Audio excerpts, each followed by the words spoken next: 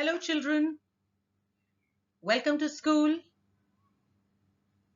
I hope you enjoyed a nice vacation without your parents nagging you too much. If they did, then you can empathize with Amanda. Yes, our next lesson is Amanda, a poet by Robert Klein. In front of you, you see a picture. What do you see? A mother scolding her child for probably not doing her beds or biting her nails or not doing her homework. And what is Amanda's reaction? She's angry, she's upset, she doesn't care. So this is what the poem is about. I hope you enjoy it.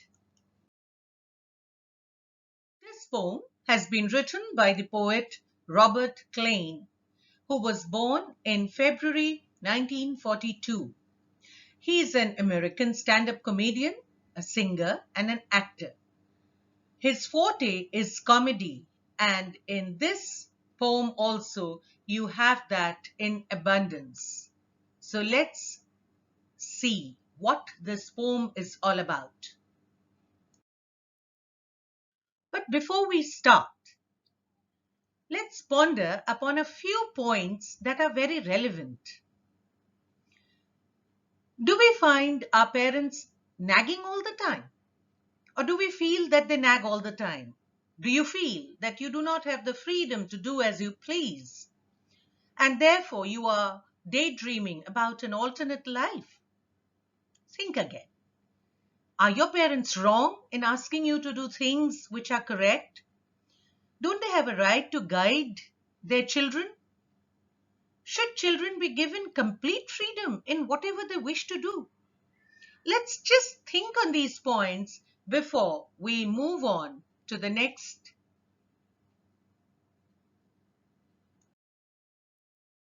Let's start with the first stanza. Don't bite your nails, Amanda. Don't hunch your shoulders, Amanda. Stop that slouching and sit up straight, Amanda. There is a languid emerald sea, where the sole inhabitant is me, a mermaid, drifting blissfully. Look at mother's tone. Don't bite your nails. Don't hunch your shoulders. Stop that slouching and sit up straight. She's angrily rebuking her child, telling her what to do without explaining why she should do it. Amanda, a young girl, does not like it. So what is the alternate life she thinks of for herself? She thinks she's a mermaid, drifting happily, peacefully in a lazy green sea. Which means that Amanda wants peace, Amanda wants silence, Amanda wants quiet. Whereas her mother, she does not give her the peace that she wants. In this slide, the points have been written down. Go through it to understand and get a deeper meaning of the previous stanza that we just understood. Did you finish your homework, Amanda? Did you tidy your room, Amanda? I thought I told you to clean your shoes, Amanda. I am an orphan roaming the street. I pattern soft dust with my hushed bare feet. The silence is golden, the freedom is sweet. See the contrast again. Amanda's mother asks very brusquely whether she has finished her homework, whether she has tidied her room. She is reminded that she is supposed to clean her shoes, while Amanda thinks of herself, or rather wishes that she were an orphan roaming the streets, patterning the soft dust with her bare feet, and where the silence is golden and the freedom is sweet. Imagine a child thinking of herself being an orphan. How many of us would want to do that? None, probably. But she does. And the reason being, she wants her freedom. She wants to be free to move around, to do what she wants, to play in the dust and the dirt and enjoy the silence. She does not want to be constantly told to do something.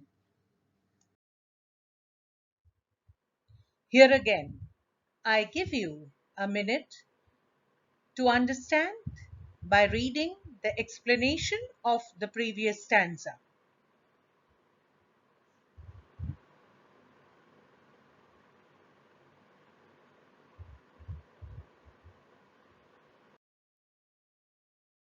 Don't eat that chocolate, Amanda. Remember your acne, Amanda. Will you please look at me when I'm speaking to you, Amanda? I am Rapunzel. I have not a care. Life in a tower is tranquil and rare. I'll certainly never let down my bright hair.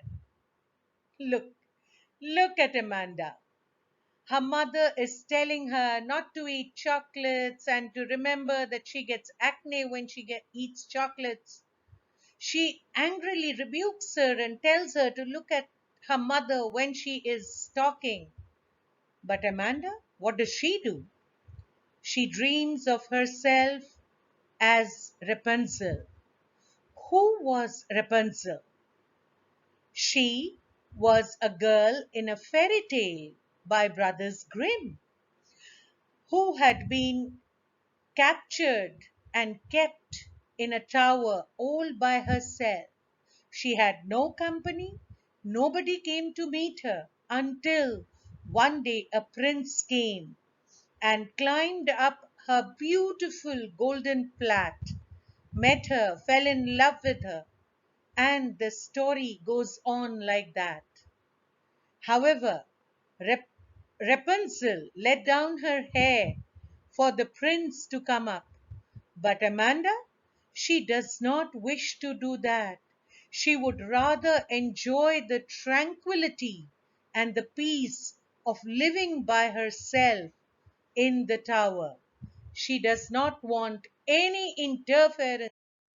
I give you a minute to read through this slide so that you understand and consolidate.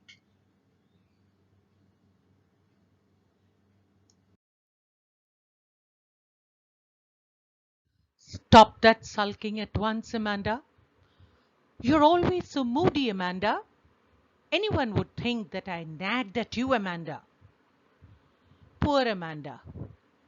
If she wants to sit quietly, not listen to her mother, she is scolded. She is told that she is sulking and she behaves in a moody manner.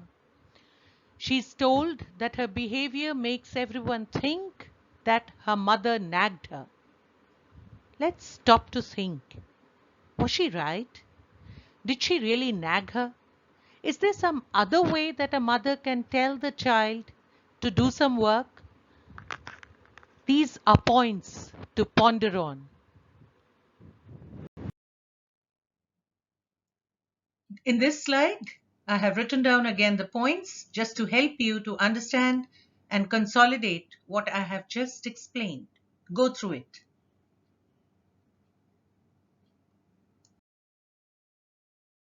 Now that we have understood the meaning of the poem, let's try to understand what makes it a poem. A poet generally uses literary devices, which are also called poetic devices.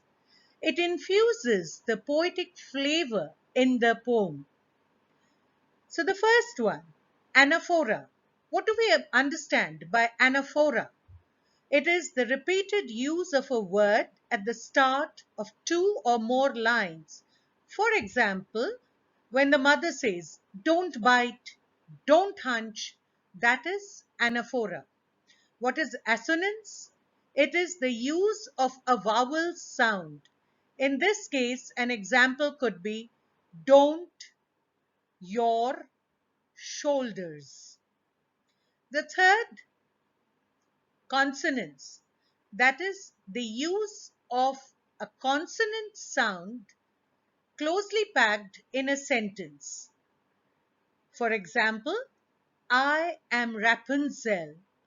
I have not a care with bright hair. So the r sound is being repeated. Rhyme scheme. To find out the rhyme scheme of a poem, we take each stanza and assign the alphabets A, B, C, D to each line according to the way they rhyme. The last word rhymes with the previous word. So, in the first stanza, we have A, C, C, C. Why? Because the first and the second line are rhyming, therefore it is AA. Straight is a separate word, so it is B. Again, the fourth word in the fourth line is Amanda, so it rhymes with A. And the last three words, see me blissfully, are all ending with the same sound, so they are assigned the alphabet C. Next, we have metaphor. Metaphor means comparison, indirect comparison. Throughout the poem, there have been metaphors used. For example, the sea has been called emerald. Emerald is a semi precious green stone, and therefore the color of the sea has been shown as green. Or, silence is golden, indirectly meaning that silence is as precious as gold.